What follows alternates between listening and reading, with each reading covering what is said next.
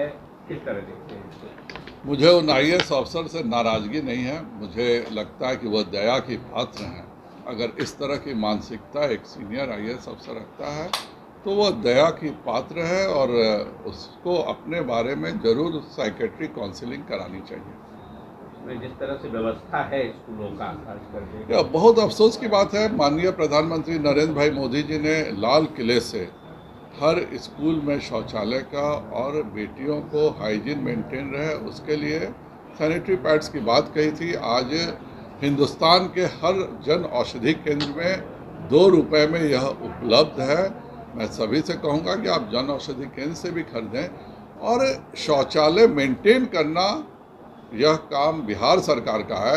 यह अफसोस की बात है। मैं पहले से जानता था कि बिहार में कभी स्कूलों में शौचालय नहीं बन सकते हैं और हम सभी सांसदों ने प्रधानमंत्री जी से अनुरोध किया था और प्रधानमंत्री जी के आदेश पर पब्लिक सेक्टर अंडरटेकिंग्स जो भारत सरकार के हैं उन्होंने बिहार के प्रत्येक स्कूल में शौचालय बनाया, पर वह शौचालय मेंटेन करने की जिम्मेवारी बिहार सरकार की है, जिसमें वह पूरे तौर पर असफल रहे। पत्र भी लिखा है, क्या कुछ है सर? सम्राट अशोक का लिखा हुआ जो जम्बू द्वीप का ये एक पूरा शिलालेख है और वो पूरे भारत में 8 ही जगह है और यह पर्यटन का बहुत बड़ा केंद्र हो सकता है और उसको ASI से मान्यता है, बिहार सरकार से मान्यता है। लेकिन बिहार में एक पॉलिसी चल रही है कि खास समाज के लोग जहां ज़मीन कैप्चर कर लें उनके लिए कोई कानून नहीं है और एक ASI के केंद्र को कैप्चर करके और उस शिलालेख को मज़ार में तब्दील कर देना, इससे दुखद बात कुछ नहीं हो सकती है। मैंने नीतीश जी से कहा है कि वह कार्रवाई करें। मुझे खुशी है कि हमारे बिहार में भाजपा के नेता प्रतिपक्ष विधान पार्षद के माननीय सम्राट चौधरी जी स्वयं वहां जा रहे हैं और भाजपा वहां धरना भी देगी और उस स्थान को निश्चित तौर पे मुक्त कराएगी। पर मेरा प्रश्न जदयू के उन नेताओं से है जो बनते तो सम्राट अशोक के हितैषी हैं, लेकिन आज 5 दिन बाद भी उनका मुंह नहीं खुल रहा। 2020 तक उद्योग विभाग जनता दल यूनाइटेड के पास था और तब तक एक प्लान वे से कि कोई आदमी उद्योग यहाँ नहीं लगाए उसके लिए वो लोग काम करते थे। वरना एक छोटे जैसे शहर सहरसा में 7 करोड़ रुपया प्रति एकड़ आपने ज़मीन का बियाडा का रेट रखा था। तो जदयू का बिल्कुल मानना था कि कोई उद्योग बिहार में लगना ही नहीं चाहिए।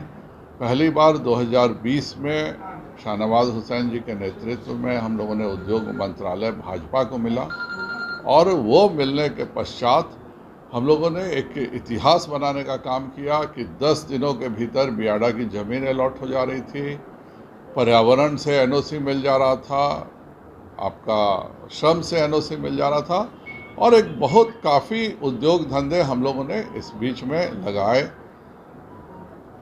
ईश्वर उनको सद्बुद्धि दे। मैं तो 2010 में भी सांसद बनने के बाद फिक्की के एक पूरे डेलीगेशन के साथ आया था और उस समय मुख्यमंत्री जी ने कह दिया कि ज़मीन हम नहीं देंगे, आप अपनी व्यवस्था खुद कर लीजिए और फिक्की के सारे लोग निराश होकर लौट गए थे। तो आज वह मिल रहे हैं उद्योगपतियों से, तो यह अच्छी बात है। बिहार का विकास सबका लक्ष्य होना चाहिए। 17 साल बाद ही सही, अगर भगवान ने उनको सद्बुद्धि दे दिया है कि बिहार में उद्योग धंधे लगने चाहिए और उसके लिए उनको जाना चाहिए, तो यह अच्छी बात है। वरना आज तक वह किसी भी उद्योगपति से मिलने में भी शर्म महसूस करते थे। बिल्कुल मेरा भी अनुरोध है, शिक्षा विभाग का जो 6 महीने से 1,15,000 नौकरियों को लटका के रखा है उसको अब करें। उनका एजेंडा था कि उनको प्रधानमंत्री बनने का उम्मीदवार बनना है। उसी कार्यक्रम के तहत वह विगत 6 महीनों से शिक्षकों की नौकरी नहीं दे रहे थे, सबको लटका के रखे हुए थे।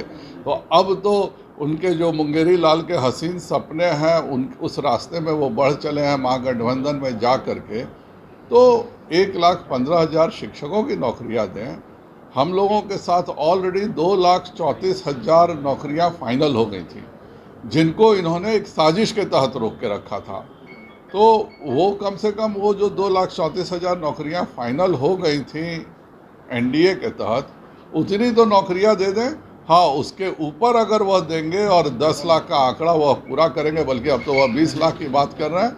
20 लाख का आंकड़ा 2,34,000 के ऊपर जितनी भी वो नौकरियां देंगे निश्चित तौर पे मैं उनको क्रेडिट दूंगा।